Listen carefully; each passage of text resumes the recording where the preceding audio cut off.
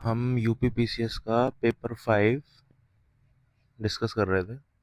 इसमें हमने जयचंद और जो ट्रिपार्टाइट स्ट्रगल था वहाँ तक डिस्कस कर लिया था। उसके बाद हम मिडिवल पीरियड में एंटर करने वाले थे। ठीक है। मिडिवल पीरियड में क्या है कि आपको पूरा मिडिवल नहीं पढ़ना है, जो यूपी से रिलेशन है वो पढ़ना है। ठीक है। क्योंकि अभी रिसेंटली ये पेपर इंट्रोड्यूस हुए हैं, तो पॉसिबिलिटी बहुत कम है कि बहुत डीप घुस के क्वेश्चन पूछे जाएं। लास्ट ईयर भी जो क्वेश्चन पूछा, तो आगरा का आर्किटेक्चर पूछ लिया था। मैंने जो पेपर डिस्कस किया था लास्ट ईयर का पेपर 5, उसमें आप देख सकते हो कि क्या क्या मतलब क्या साइकोलॉजी है पूछने की, कैसे अप्रोच करना है। ठीक है, मोटा मोटा ये पूछा था उन्होंने। और डायरेक्ट सिलेबस में जो टर्म्स दी हुई हैं वो उठा उठा के पूछी हुई थी। तो हमको सिलेबस ऐसे कवर करना है स्मार्टली, क्योंकि वो मेडेवल में अगर पूछेंगे तो मेडेवल में जैसे अगर हम डिवाइड करते हैं, तो एक तो अर्ली मेडिवल है, एक मुगल पीरियड है। ठीक है।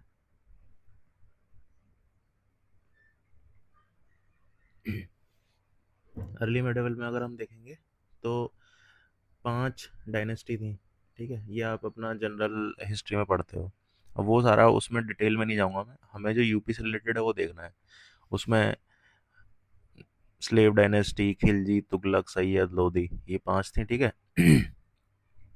और हमें ये पता है कि मतलब जो अटैक स्टार्ट हुए मिडिवल पीरियड में, उसमें सबसे पहला अटैक मोहम्मद बिन कासिम ने किया था। ठीक है, पहला अटैक किया था मोहम्मद बिन कासिम ने। उसके बाद हमारा लेना नहीं है, जस्ट फॉर द टाइमलाइन मैं बता रहा हूँ यहाँ पे। उसके बाद सुबुक्तगीन था। ठीक है, उसका फिर महमूद गजनवी।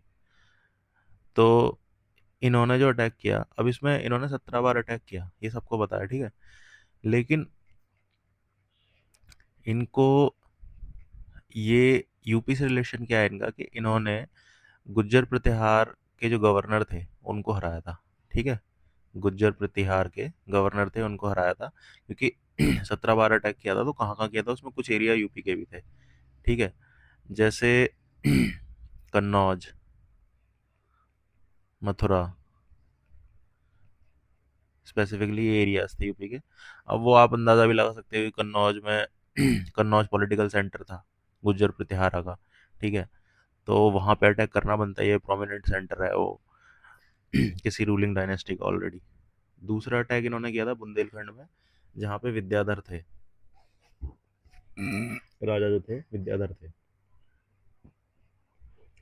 तो मतलब ये बोला जाता है कि इसको ये हरा नहीं पाया था, गजनवी जो है वो, विद्याधर जो थे बुंदेलखंड के, उनको ये हरा नहीं पाया था। उसके बाद क्या होता है कि हम देख लेते हैं कि बुंदेलखंड वाला रीजन जो है, वहाँ पे पॉसिबिलिटी बन जाए कि भाई वो, क्योंकि उसका कुछ पार्ट यूपी में आता है, तो वहाँ की जो चंदेल वंश थे, उनके जो राजा थे विद्याधर, चंदेल वंश के फाउंडर कौन है, नन्नुक थे उनके फाउंडर। ठीक है। अब इसमें मतलब यूपी में इनका ज़्यादा रोल रहा नहीं है। तो हम देखते हैं आगे जाके कि जो अटैक होता है वो होता है गौरी का, battle of Tarain, second battle of Tarain का जो अटैक होता है, वहाँ पे वो पृथ्वीराज को हरा देते हैं। उस उसके बाद जो बाकी की जो बैटल्स होती हैं, जैसे जयचंद को हराया था, और एक चंदेरी की बैटल होती है। तो हमें वो सारी बैटल्स नहीं देखनी, हमें सिर्फ यूपी का देखना है। यूपी में कुतुबुद्दीन ऐबक ने जो पहला स्लेव डायनेस्टी का रूलर था, जो दिल्ली सल्तनत का पहला रूलर था, उसमें उसने कुछ ज़्यादा नहीं किया। इल्तुतमिश इनका जो ट्रू फाउंडर है दिल्ली सल्तनत का, वो माना जाता है। और ये बदायूं का गवर्नर था। इल्तुतमिश जो था, बदायूं का गवर्नर था। ठीक है, यूपी में।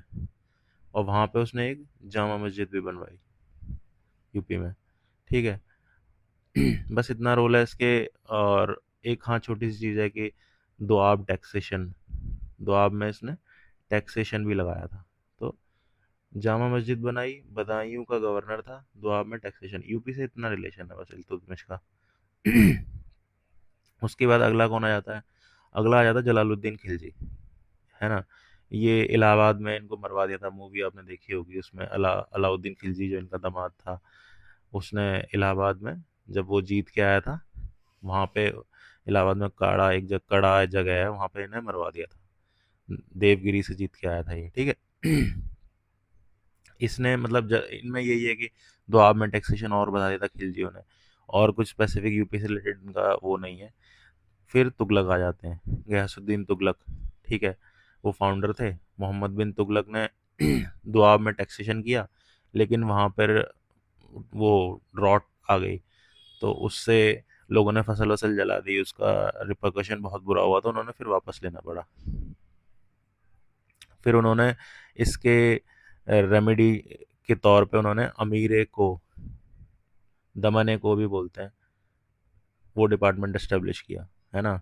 एग्रीकल्चर डिपार्टमेंट इस्टेब्लिश किया, तो वहाँ पे वो स्पेसिफिकली एग्रीकल्चर के प्रोडक्शन को बढ़ाने, फार्मर वेलफेयर के लिए, जैसे सोनधर एक लोन होता था, वो देता था, मतलब बहुत ही चीप रेट्स पे और लोन देता था फार्मर्स को, ठीक है। उसके बाद अगला जो था वो था, उस अगला जो था उसका था फिरोज शाह तुगलक। फिरोज शाह तुगलक ने जौनपुर में, मतलब जौनपुर, उसने कई सारे सिटीज एस्टेब्लिश किए थे ना, जैसे हिसार किया था हरियाणा में। यूपी का हम देख रहे हैं, तो यूपी में जौनपुर, जौनपुर क्यों बनाया था भाई उसने? जौना खां, जौना खां उसका नाम था, एमबीटी का, मोहम्मद बिन तुगलक का, उसकी याद में बनवा दिया था इसने, ठीक है। वहाँ पे जौनपुर, अब आपको ये बताया कि जौनपुर में एक, मतलब यूपी की डायनेस्टी स्टैब्लिश हुई, शर की डायनेस्टी, ठीक है। अब यहाँ से चांस बढ़ जाते हैं, स्पेसिफिक क्वेश्चन अगर आ सकता है कि यूपी की ही डायनेस्टी, जो यूपी में ही स्टेट बने मिडिवल पीरियड में, दो, एक तो ये शर की डायनेस्टी था, ठीक है। दूसरा बना मुगल के बाद, मुगल के टाइम पे अवध, तो ये दो बने, ठीक है। इनके बारे में थोड़ा डिटेल में, मतलब थोड़ा थोड़ा इनके बारे में पता होना चाहिए आपको। ये चांसेस है कि क्वेश्चन पूछ सकते हैं इनसे, या तो पूरा पूछेंगे मेडिवल पीरियड के बारे में, मतलब मेडिवल पीरियड के बारे में पूरा पूछ लेंगे कि क्या इनका सिग्निफिकेंट था एडमिनिस्ट्रेशन में, ठीक है, आर्किटेक्चर में, ऐसे ब्रॉड क्वेश्चन आएगा। मैं गारंटी दे रहा हूँ इस बात की कि इससे ज़्यादा डीप में नहीं जाएंगे वो। मैक्सिमम ये कर सकते हैं कि जो मेडिवल इंपॉर्टेंट सिटीज़ हैं उनका पूछ लें, जैसे आगरा का पूछ लिया, ठीक है, उससे ज़्यादा नहीं जाएंगे वो। लेकिन ये जो है ना, ये इंडिपेंडेंट यूपी के दो डायनेस्टी, शर्की और अवध में जो इस्टेब्लिश हुई, इनके बारे में पूछ सकते हैं, तो इनके बारे में हम देख लेते हैं। अभी शर्की डायनेस्टी किसने इस्टेब्लिश की? तो 1394 में मलिक सरवार, मलिक सरवार नाम का एक बंदा था, जिसे ख्वाजा जहाँ भी बोलते थे, इसने इसकी इस्टेब्लिशमेंट की। वहाँ पे जो तुगलक डायनेस्टी के बाद के रूलर थे, शायद नसरुद्दीन मोहम्मद तुगलक, उनके टाइम पे इन्होंने जौनपुर में शर्की डायनेस्टी की। अब शर्की, ये जो जौनपुर है, इसको हम किस चीज़ के लिए जानते हैं कि भाई उस वहाँ पर एजुकेशन, ठीक है, आर्ट, कल्चर बहुत ही, म्यूज़िक वगैरह बहुत अच्छा, मतलब इसको सिराज ऑफ ईस्ट बोलते थे। ईस्ट, ईरानियन कल्चर है ना, पर्शियन कल्चर, वो अपनी ब्यूटी, अपनी ऑपुलेंस के लिए बहुत जाना जाता था, तो उस उससे कंपेयर किया गया था, तो ईस्ट का सिराज है ये, ठीक है। वहाँ पे क्या क्या इन्होंने किया? अब जैसे एग्जाम्पल के लिए हम देख सकते हैं कि जौनपुर में ही ना, जो मलिक मोहम्मद जायसी हैं, जिन्होंने पद्मावत लिखी, वो यहीं पढ़े थे एग्जाम्पल के तौर पे। तो सोचो, इतना बड़ा राइटर निकल के आ रहा है यहाँ से, एलुमनाई, तो एजुकेशन के एरिया में तो हो गई। फिर यहाँ का अपना आर्किटेक्चर स्टाइल था, मॉस्क बिल्डिंग वगैरह का। जैसे हम देखेंगे इब्राहिम शाह सरकी जो थे, उन्होंने अटाला मस्जिद, अटाला मॉस्क, ठीक है, खालसी मॉस्क, बस नाम पता होना चाहिए एग्जाम्पल देने के लिए, झांझरी मॉस्क।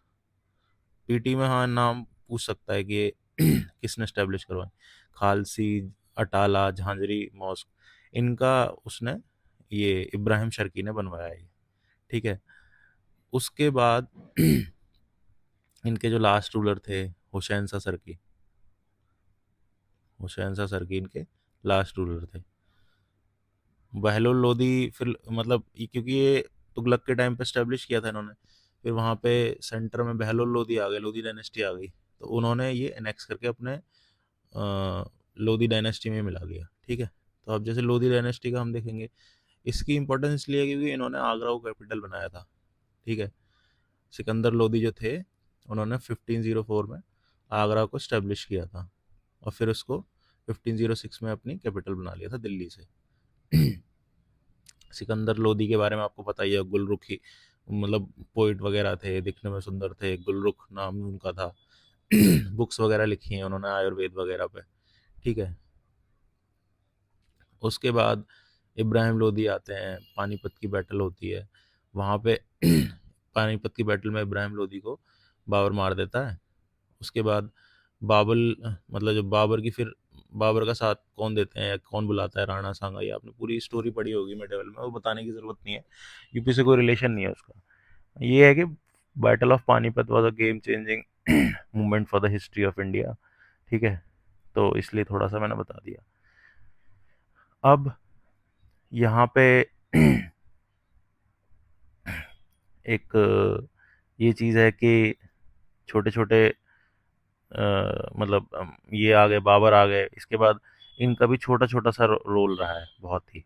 बाबर, हुमायूं, अकबर, इनका जैसे आर्ट एंड आर्किटेक्चर में क्या रोल रहा है, या फिर इनका एडमिनिस्ट्रेशन की बात है, अकबर है ना, उसका एडमिनिस्ट्रेशन, जहांगीर का, और शाहजहां, औरंगजेब, ये प्रोमिनेंटली क्योंकि आगरा में थे। शाहजहां शाहजहां दिल्ली ले गया था, ठीक है, उससे पहले आगरा में था, तो इनके बारे में पूछ सकते हैं। जैसे मिडेवल का ऑलरेडी पेपर है जीएस वन, उसमें पूछ लेंगे, लेकिन यहाँ पे यूपी से रिलेटेड पूछ सकते हैं कुछ कुछ चीज़ें। इनके बारे में थोड़ा देख लेते हैं, थोड़ा थोड़ा देखना है, ज़्यादा नहीं देखना है। उत्तर प्रदेश के बाबर ने, जब बाबर आया ना, तो संभल जगह है, वहाँ पे उन्होंने मस्जिद बनवाई, उसने एक मस्जिद बनवाई। ठीक है, एक ही मस्जिद बनवाई उसने उधर संभल में, यूपी में, यूपी से रिलेशन है। आगरा में आराम बाग आपने सुना होगा, वहाँ पर मतलब जब ये इसकी डेथ हुई तो वहाँ पे से दफना दिया, फिर बाद में से दूसरी जगह ले गए थे, लाहौर वगैरह शायद। अब इसका ये है कि मतलब प्रीलिम्स के लिए इम्पोर्टेंट है भाई, कि इसने और भी लड़ाइयाँ लड़ी थी इसके अलावा। जैसे पानीपत में लड़ी थी एक, फिर खानवा, बैटल ऑफ खानवा हुई थी सांगा के साथ, वो आगरा के पास ही है। चंदेरी एमपी में हुई थी, घाघरा गोरखपुर के आसपास उनसे हुई थी वो। अफगान वगैरह थे। ठीक है, ये सब आप मेडिवल में पढ़ चुके हो। उसके बाद कौन आते हैं भाई, इनके बेटे आते हैं हुमायूं। हुमायूं का बहुत ही ब्रीफ पीरियड रहता है, शेरशाह सूरी से हार जाते हैं। चुनार वाला जो रीजन था, चुनार यूपी में मिर्जापुर में, वहाँ पर उस ईस्टर्न रीजन में था शेरशाह सूरी। तो वहाँ से उसने अटैक किया था इन पे। चौसा और कन्नौज के दो, बैटल ऑफ बीलग्राम भी बोलते हैं उसे, कन्नौज वाली को, दोनों बैटल में ये हार जाते हैं, फिर ये यहाँ से भाग जाते हैं। शेर शाह का रूल आ जाता है थोड़े टाइम के लिए। शेर शाह की डेथ हो जाती है कलिंजार कैंपेन में। कलिंजार कहाँ है, बांदा में एक जगह है, वहाँ पे उसकी डेथ हो जाती है किसी कैंपेन में। वो जो फायर आर्म होता है ना, वो उसी पे फट जाता है, उक्का नाम की तोप होती है एक। ठीक है, अब ये हो गया सारा पीरियड, वो भी गया। अब होती है सेकंड बैटल ऑफ पानीपत। यहाँ से अकबर आएगा और उसका रोल यूपी में बढ़ जाएगा, या मुगल का रोल यूपी में बढ़ जाएगा। तो अकबर ने क्या किया कि भाई, आगरा में जगह है फतेहाबाद, एक एरिया है, 1571 में उसने इसका नाम बदल के फतेहपुर सीकरी कर दिया, और यहीं पे उसने आर्किटेक्चर मतलब एक अलग से कैपिटल सिटी टाइप बनाई। तो वहाँ पे कई सारे मॉन्यूमेंट्स बनाए। ठीक है, उसने उसको क्योंकि कैपिटल बना लिया था, तो नए नए मॉन्यूमेंट्स बनाने पड़ेंगे, बुलंद दरवाज़ा और ये सब। लास्ट ईयर 2023 में जब मेंस में क्वेश्चन आया, उसमें सारे लिख सकते थे हम रूलर्स को टाइमलाइन बना के, कि अकबर, जहांगीर, शाहजहां, और इनके जो मॉन्यूमेंट्स हैं और उनके फीचर्स, कुछ कुछ ऐसे करके आंसर बना सकते थे, बहुत बड़ा आंसर बन जाता। ठीक है, बुलंद दरवाज़ा और ये सब आपको पता ही है। फतेहपुर सीकरी में और कितनी सारी बिल्डिंग है भाई। इसके अलावा इसने अकबर ने इलाहाबाद का फोर्ट बनवाया, ठीक है। और कौशाम्बी में जो अशोक का पिलर है उसको इलाहाबाद में ये लेके आया था, मतलब प्रयाग में ये लेके आया था, ठीक है। और 9 जेम्स के बारे में पता होगा तुम्हें इसके, ऑलरेडी तुम सब देख, मतलब मैं बस रिवाइज करा रहा हूँ, ऑलरेडी सब पता है तुम्हें मेडिवल में। क्योंकि यहीं रहा है तो अकबर के बारे में जो भी पढ़ोगे यूपी से रिलेशन उसका आपने ऑलरेडी पढ़ लिया होगा। नौरतन थे, टोडरमल, बीरबल, ठीक है। दिन इलाही इन्होंने किया था तो बीरबल ने ही अपनाया था बस, ठीक है। टोडरमल थे, उन्होंने आईने धाशाला अपनाया था। बीरबल के अलावा फजल और फैजी ने भी अपनाया था दिन इलाही, जो इनका सेक्ट इन्होंने एक रिलीजन बनाया था। फिर जहांगीर आ गए, जहांगीर को पेंटिंग्स के लिए जाना जाता है, एक वो गोल्डन चेन ऑफ जस्टिस के लिए जाना जाता है, ठीक है। बाकी उनकी वाइफ ने जो दो आर्किटेक्चर बनवाए थे, वो इतमतदौला का जो टॉम बनवाया था, फर्स्ट वाइट मार्बल बिल्डिंग, उसको देख के फिर उसी की लाइन, मतलब उसी के स्ट्रक्चर पे ताजमहल को डिज़ाइन किया गया था। शाहजहाँ आ गए, शाहजहाँ ने कुछ बिल्डिंग्स बनवाई, ठीक है। तो मोती मस्जिद, नगीना मस्जिद, शीश महल, दीवाने खास, और ये सारी चीज़ें शाहजहाँ ने बनवाई। फिर औरंगजेब ने आके डिस्ट्रक्शन किया, उसने कंस्ट्रक्शन कुछ नहीं किया। मथुरा में केशव राय मंदिर है, वो तोड़ा, काशी विश्वनाथ मंदिर को तोड़ा, ठीक है। उसने जो भी हिंदू टेम्पल्स थे उनका डिस्ट्रक्शन ही किया है मोस्टली। मुस्लिम जैसे मुगल घाट बनवाया उसने फरुखाबाद में। तो ये सारे मतलब डेवलपमेंट्स हुए मुगल के टाइम में। अब क्या है कि भाई ये मैंने मोटा मोटा टाइमलाइन बता दी इनकी कि क्या क्या इनके टाइम पे हुआ। अब इसको ना मतलब एक नोट्स फॉर्म में, ये मैंने इसलिए बता दिया है रफ में, उसमें वो डीमोटिवेट होने की ज़रूरत नहीं। नोट्स फॉर्म में हम इसको ऐसे यहाँ से आप देख सकते हो, ठीक है। टेलीग्राम चैनल भी बना देता हूँ, उस पर ये शेयर कर दिया करूँगा, मतलब दी बेस्ट बुक है ये। इससे ज़्यादा आपको कहीं जाने की ज़रूरत नहीं है। एकदम कंसाइंस, मतलब एकदम कंसाइज वे में लिखा गया है इसको, सिलेबस की चीज़ों को यूज़ करके। और क्योंकि जल्द मोटे मोटे क्वेश्चंस आएंगे तो उससे बाहर नहीं जाने का आपको। अब इसमें जैसे बाकी मैंने टाइमलाइन आपको बता दी, ऐबक वाला बता दिया, ठीक है, उसने जो मॉस्क बनवाई थी। और इसका बता दिया कि ये सारी चीज़ें ना, लाल बख्श, ये सब नहीं है पढ़ने की ज़रूरत, क्योंकि आप ऑलरेडी मिडेवल में पढ़ चुके हो, ना कहीं यूज़ होने वाला है ये मेंस में खासकर।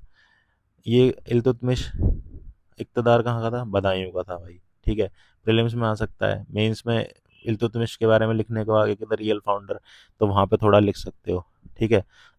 इसका इक्ता सिस्टम, इक्तेदारी सिस्टम, जिसमें वो लैंड रिवेन्यू सिस्टम था ना, मुक्ति जो होते थे उनको एक तरह से ज़मींदारी सिस्टम टाइप था, उनको लैंड देता था उनकी सर्विसेज प्रोवाइड करने के लिए।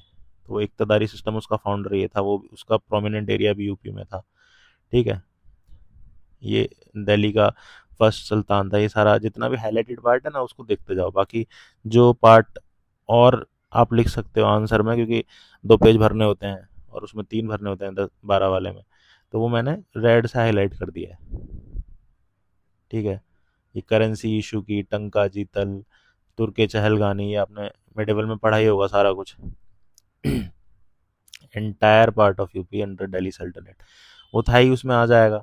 इन्होंने ये एस्टेब्लिश किए जौनपुर, फिर हमने देखा था ना जौनपुर किस एमबीटी की याद में किया था इन्होंने, फिरोजाबाद किया। उसके बाद ये पिलर मेरठ से दिल्ली ले आया था फिरोज शाह तुगलक, वो कौशाम्बी से वहाँ ले आया था इलाहाबाद अकबर। तो ये सारी चीज़ें हैं। अब ये देखो शर्की सल्तनत का मैंने बता ही दिया कि मलिक सरवार, अब वहाँ पे मैंने इसलिए नहीं लिखा क्योंकि यहाँ पे ऑलरेडी है, क्यों टाइम वेस्ट करूँ। मलिक सरवार ये ख्वाजा जहाँ बोलते थे नसरुद्दीन मोहम्मद के टाइम पे, ये सारा मैंने आपको बता दिया है। इतना सिस्टम है, नहीं आएगा क्वेश्चन, जीएस 1 में आ सकता है, 5 में तो नहीं आएगा। या इतना कुछ है उनको पूछने के लिए, अभी स्टार्ट ही हुआ है ये। ठीक है। हाँ ये चीज़ है कि वो ये पूछ सकते हैं कि जो मेडिवल पीरियड का जो एडमिनिस्ट्रेशन था उसका वो एक्सप्लेन करो, कैसे डिवाइडेड था। तो उसको उसमें ये है कि ज़्यादातर लैंड जो था वो इक्ता सिस्टम के अंडर आता था, जिसपे कि सुल्तान का कंट्रोल और होता था, उसको खालिसा बोलते थे। और इक्तेदारी में जो होता था उसको मुक्ति बोलते थे, मुक्ति या वली। ठीक है। ये अपनी सर्विसेज वगैरह लोग एडमिनिस्ट्रेशन वगैरह देखते थे, रेवेन्यू आर्मी ये सब करते थे, और इनको लैंड रेवेन्यू वहाँ से मिलता जो लैंड दिया जाता था एक था खालिसा लैंड, सुल्तान के डायरेक्ट अंडर आता था, वहाँ का रेवेन्यू वो कलेक्ट करता था। सूबा जैसे प्रोविंस होते हैं ना आज के टाइम पे, सूबा, उस टाइम पे सूबा लार्जेस्ट एडमिनिस्ट्रेटिव यूनिट थी सेंटर के अंडर। उसको फिर फर्दर डिवाइड करते हैं, ऐसे कर देना सेंटर गवर्नमेंट, यहाँ पे सुल्तान, ऐसे दिखा देना। ठीक है।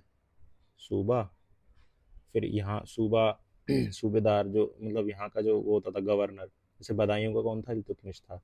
उसके बाद सूबा के नीचे ये थी शिक, परगना। शिक का हेड कौन हो गया, शिकदार। परगना का कौन हो गया, अमील। ठीक है। और इनका अपना एडमिनिस्ट्रेशन होता था जिसमें बहुत सारे नाम अपने मेडिवल में पड़े होंगे, अमल गुजार और ये सब नाम जो है ना रेवेन्यू कलेक्शन के लिए। मेडिवल में कोतवाल वोतवाल ये सारे नाम देखे होंगे, मलिक, आर्मी पोस्ट होती, खान वान ये सब। अगर दिल्ली सल्तनत और मुगल का पूछता है, ऑलमोस्ट सेम रहेगा, थोड़ी थोड़ी टर्म्स चेंज हो जाएंगी। ठीक है। ओरिजिन क्योंकि वही सेंट्रल एशियन रीजन और वहीं से था। अब ये वही, ये मैंने अलग से बता दिया कि हाँ एडमिनिस्ट्रेशन पे सवाल आ सकता है कि क्या एडमिनिस्ट्रेशन एक्सप्लेन करने को आ जाएगा, सीधा सीधा पूछते हैं वो। अब ये एडमिनिस्ट्रेशन में सिर्फ ये मतलब ये तो आपने बता दिया एडमिनिस्ट्रेटिव डिवीजन। रेवेन्यू सिस्टम दिखा देना। ठीक है। करेंसी सिस्टम, इकोनॉमी में करेंसी दिखा देना, ये टंका जीतल। ठीक है। तो ऐसे मतलब वो नहीं करना है कि यार क्या लिखना है, एडमिनिस्ट्रेशन में सारी चीज़ आ जाएंगी। इकोनॉमी आ जाएगी, पॉलिटी, ये तो पॉलिटी हो गई, इकोनॉमी आ जाएगी। उसके बाद ऑफिसर्स के नाम बता देना, ये नाम थे। ठीक है। टैक्सेशन दिखा देना। अब ये ये मैंने आपको बता दिया था कि ये जौनपुर लर्निंग सेंटर था, यहाँ पे मॉस्क वगैरह बनाई थी, रज़ा बेगम थी उनका मदरसा था, मतलब एजुकेशन सेंटर था, इसलिए सिराज हिंद भी बोलते थे। फिर इन्होंने अपने अंडर ले लिया, ये सारा मैंने आपको बताया था कि आगरा को कैपिटल बना दिया, है ना। ये रेवेन्यू टैक्स असेसमेंट सिस्टम था, जब्ती और दहाशाला। जब्ती सिस्टम में वो क्या करते थे ना कि खिलजी के टाइम पे उसने क्या किया कि जो फसल बोने से पहले और वो नाप लेते थे कि कितना एस्टिमेशन होगा। अलग अलग टाइप के उसके सिस्टम थे। एक में जो टोटल प्रोडक्शन हुआ है उसके बेसिस पे कलेक्ट करता था। एक प्री सोइंग पीरियड से मतलब सोइंग पीरियड से पहले ही डिसाइड हो जाता था। ठीक है। उसको बाद में टोडरमल ने फिर दहाशाला वो सारा कन्वर्ट कर दिया था मुगल टाइम पे। वहीं से उसने वो लिया था इंस्पिरेशन, खिलजी वाले एडमिनिस्ट्रेशन से। हाँ खिलजी पे सवाल खिलजी वाला जो पीरियड था जिसमें अलाउद्दीन खिलजी के जो रिफॉर्म्स थे, मिलिट्री रिफॉर्म्स, ठीक है, मार्केट रिफॉर्म्स, वो सारे वो एक बार आप पेपर में पढ़ोगे तो यहाँ पे क्योंकि वो वेस्ट ऑफ टाइम है, वहाँ पे आप पढ़ोगे ऑलरेडी, यहाँ पे रिपीट करने की जरूरत नहीं, यूपी से रिलेटेड देखना है बस। ये 4 टाइप के लैंड होते थे, ये सब चीज़ें। ठीक है। ये इजारा सिस्टम है, इसमें कुछ नहीं है, वो हाईएस्ट बिडर को दे देते थे। बीच में आया था ये, इसमें सवाल नहीं आएगा, बस प्रीलिम्स के लिए याद रख लो कि जहेंद्र शाह के टाइम पे जुल्फिकार जो किंग मेकर था वो इजारा सिस्टम था। उसमें एक बोली लगती थी कि जो सबसे ज़्यादा रेवेन्यू कलेक्ट करके देगा लैंड से उसको लैंड दे देंगे। ठीक है। उसके बाद ये मैंने एग्जांपल दिया ना, जायसी मलिक मोहम्मद जायसी वहाँ पे पढ़ा था जौनपुर में। तो जौनपुर का आर्किटेक्चर हो गया, जौनपुर की एजुकेशन हो गई, उसी के लिए जाना जाता है कल्चर वल्चर के लिए। थोड़ा क्यूजीन व्यूजीन लिख देना, फूड वगैरह लिख देना। ठीक है। और क्या लिखोगे जौनपुर में। उसके बाद क्या है, ये सब हमने पढ़ ही लिया है। भक्ति मूवमेंट, हाँ इस पे स्पेसिफिक सवाल आ सकता है भक्ति मूवमेंट पे, यूपी का बहुत प्रोमिनेंट रोल था इसमें। इसमें क्या है भाई कि ये अलवर नाय अलवर जो शिव और उनके क्या नाम है, विष्णु जो के जो वो थे अलग अलग साउथ इंडिया में, उनको बोलते थे, इनको अलवर बोलते थे, इनको नायनार्स बोलते थे। साउथ इंडिया से नॉर्थ इंडिया में भक्ति मूवमेंट को रामानंद लेके आए। ठीक है। रामानुज जो थे उनके डिसाइपल थे, प्रयागराज के हैं। पीटी में पूछ सकता है। ठीक है। प्रीलिम्स रिलेटेड, यूपी रिलेटेड, ये प्रयागराज रीजन से बिलोंग करते थे। हर मतलब भक्ति मूवमेंट के तो किसी का भी क्वेश्चन आए सब में सेम ही रहेगा भाई। ये बहुत ही लिबरल ट्रेडिशन था, जो हिंदुइज्म का ऑर्थोडॉक्स ट्रेडिशन था ना, जिसमें कि कास्टिज्म और थोड़ा संस्कृत लैंग्वेज को यूज़ करना है, वुमेन की एंट्री नहीं थी। ठीक है। और रिचुअल्स पे ज़्यादा ध्यान दिया जाता था, वो सारी चीज़ों को थोड़ा लिबरलाइज किया इन लोगों ने। तो कोई भी किसी के बारे में भी आए, कुछ स्पेसिफिक चीज़ें जैसे प्रयागराज में हुए, साउथ इंडिया से नॉर्थ इंडिया माइग्रेट, ये इनके जीवन का स्पेसिफिक है। लेकिन जो बाकी चीज़ें वो तो सेम ही रहेंगी ना, बाकी इनके सब चेले थे, तो वो भी वही करेंगे जो गुरु ने किया। तो इनके जो डिसाइपल्स थे हर कास्ट के आए, लोकल लैंग्वेज डेवलप हुई, इन्होंने उनमें प्रीच किया, जैसे ब्रज भाषा डेवलप हुई, ठीक है, अवधी, इनमें प्रीच किया तो वो भाषाएं डेवलप हुई, संस्कृत की मोनोपोली नहीं रह गई, ठीक है, गॉड को एज अ लवर देखा जाने लग गया, वो रिचुअल्स वगैरह की वो सारी चीज़ें ख़त्म हो गई। तो ये जैसे मीराबाई का मूवमेंट आपने पढ़ा होगा, वो सारा चीज़ें, तो बहुत ही लिबरल ट्रेडिशन था हिंदुज़म का। अब इन्होंने, इनका स्पेसिफिक क्या है कि रामानंद नाम से ना राम को फोकस था इनका, जो इनके वो थे, मतलब स्टूडेंट्स थे, रविदास, सेना, पिप्पा, धन्ना, कबीर। यूपी वाले पढ़ने हैं हमें, तो कबीर, रविदास और सेना, ये यूपी से, ठीक है। दो ट्रेडिशन थे, निर्गुण और सगुण। इसमें गॉड को एट्रीब्यूट्स वाला है, पूरा विष्णु जी का हम देखते हैं ना, जो पूरा उन पे पावर्स वगैरह हैं, सब कुछ है। निर्गुण वाले में विदाउट एट्रीब्यूट्स। गॉड गॉड कोई एक ऐसा एट्रीब्यूट्स नहीं है, कोई शक्ति है एक, मतलब ऐसे करके, जैसे ब्रह्मा, वो पढ़ा होगा ना, अहम ब्रह्मास्मि वाला, जो शंकर शंकर का अद्वैत वेदांत है, तो वो वाली चीज़ है कि आप कोई एट्रीब्यूट नहीं दे सकते उसको, इट्स लाइक अ, मतलब एनर्जी है कोई। आप ही ब्रह्म हो, अगर आप ट्राई करो तो आप भी बन सकते हो। तो वो सारे जो रिचुअल्स और सुपरस्टिशंस हैं, उनको हटाने के लिए ये एट्रीब्यूट वाला किया था। इसमें क्या था कि मतलब एट्रीब्यूट आप दे देंगे तो आप डिवाइड कर देंगे फिर से, ठीक है। तो इसलिए विदाउट एट्रीब्यूट्स, कबीर जैसे उनमें प्रोमिनेंट थे निर्गुण साइंट में। सगुन में जैसे वल्लभ, तुलसीदास, चैतन्य, सूरदास, मीरा, ये सारे प्रोमिनेंट थे। कबीर सिकंदर लोदी के टाइम पे इनके कंटेम्प्रेरी थे। ये कहीं भी इंफॉर्मेशन पीटी में भी यूज़ हो जाएगी, ठीक है, पूछ ली जाएगी।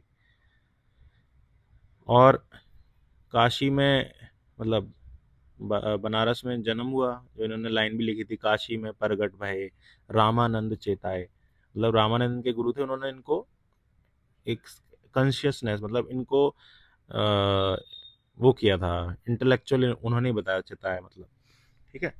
Enlightened, the right term will be enlightened. Kabir ने वही, जो वही है ना, कास्ट, रिलीजन और ये ऑर्थोडॉक्स जितने भी चीज़ें थी उनके खिलाफ काम किया, ठीक है। वो गॉड को विदाउट एट्रीब्यूट्स वाला मानते थे, ये सब चीज़ें। और ये इनको फ्रीक्वेंटली सिनोनिम्स के रूप में यूज़ किया है उन्होंने। And his Ram was not religious Ram, ऐसे करके, मतलब एक आइडियल राम थे, जो गांधी जी के भी राम थे।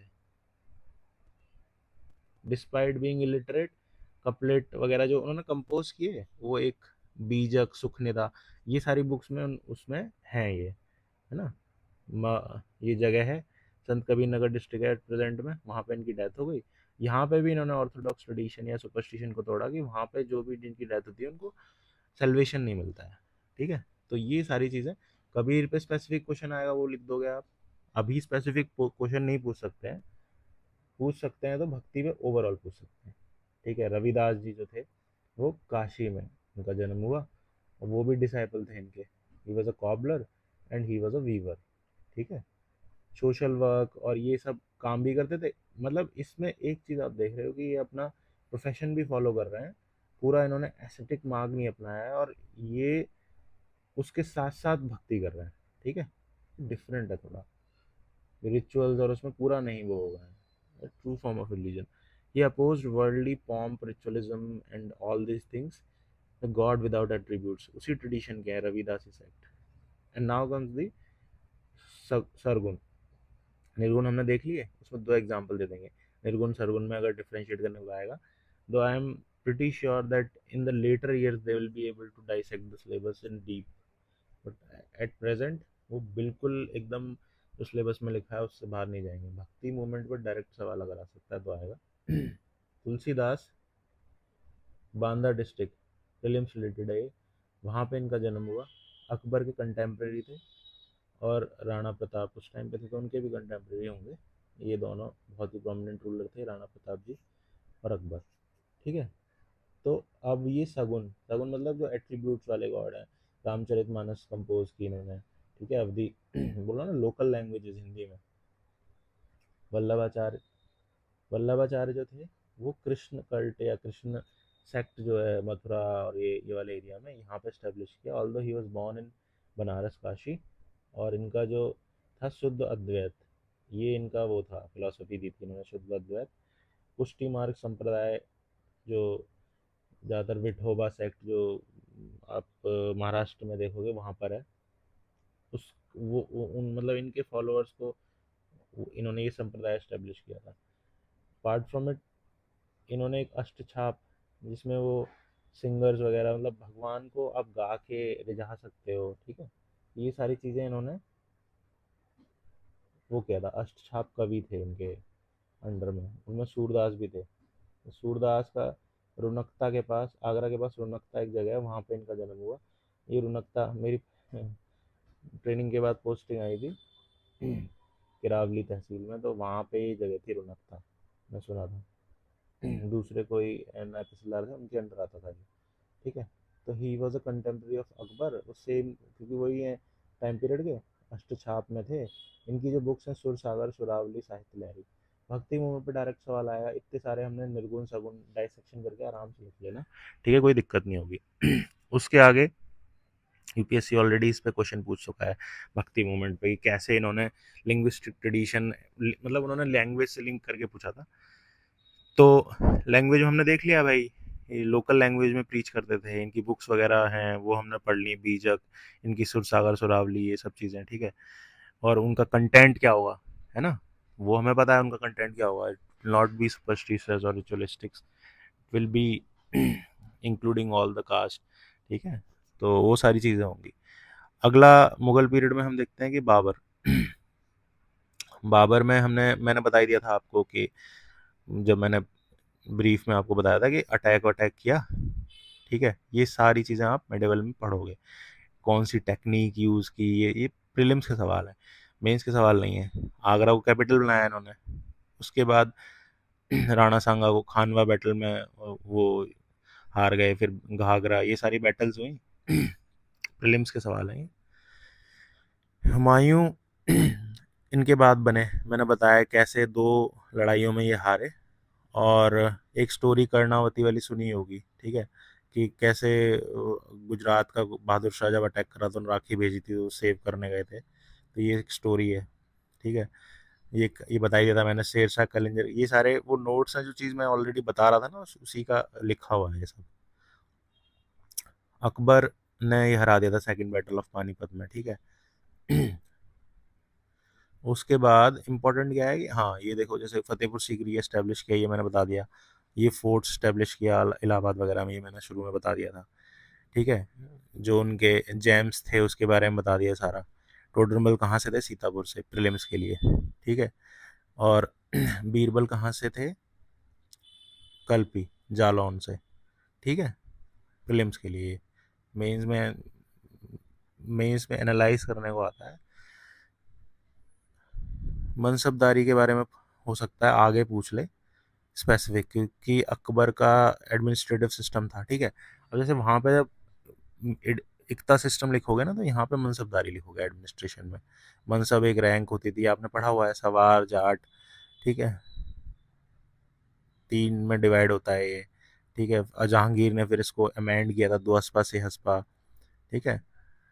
और दिन इलाही, ये मैंने बताया था, इसको 2 लोगों ने अपनाया था।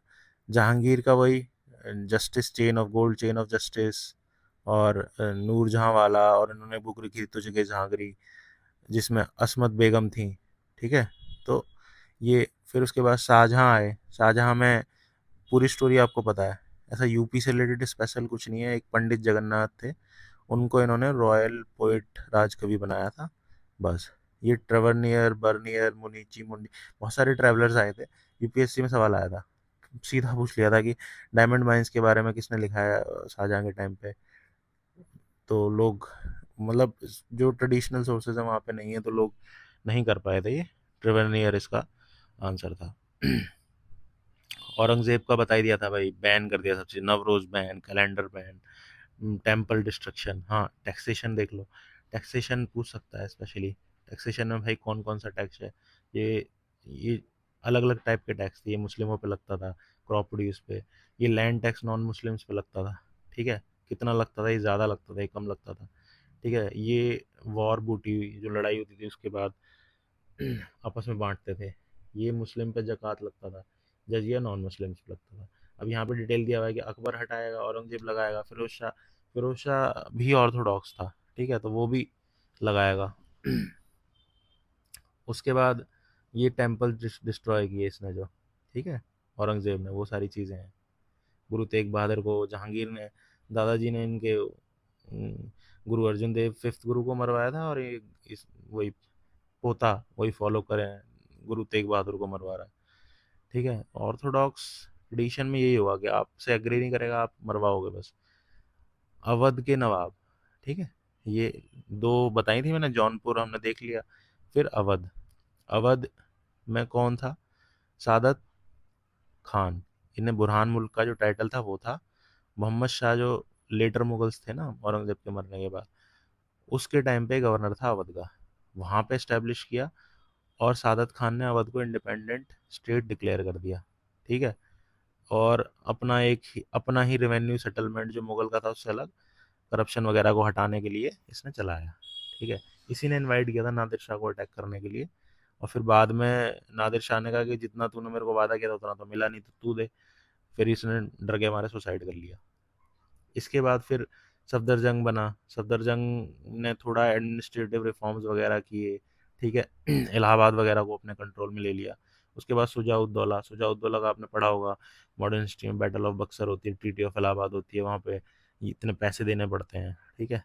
अरे ट्रीटी ऑफ इलाहाबाद में मुगल किंग जो था उसमें कारा वाला रीजन भी देना पड़ता है इसे, उसके मेंटेनेंस के लिए। लास्ट में ये था वाजिद अली शाह, इसको रंगीला शाह, अख्तर पिया, ये सब नाम दिए गए थे। म्यूजिक वगैरह डांस वगैरह में बहुत था, खुद कथक करता था, ठीक है। डलहौजी ने एनेक्स किया था ना आउटरम की रिपोर्ट पे, मिस गवर्नेंस के बेसिस पे, ठीक है। ये कृष्ण बन के कथक करता था। तो ये यहाँ तक हो गया आपका मिडेवल। अब अगला हम देखेंगे मॉडर्न हिस्ट्री अगली वीडियो में। Thank you very much.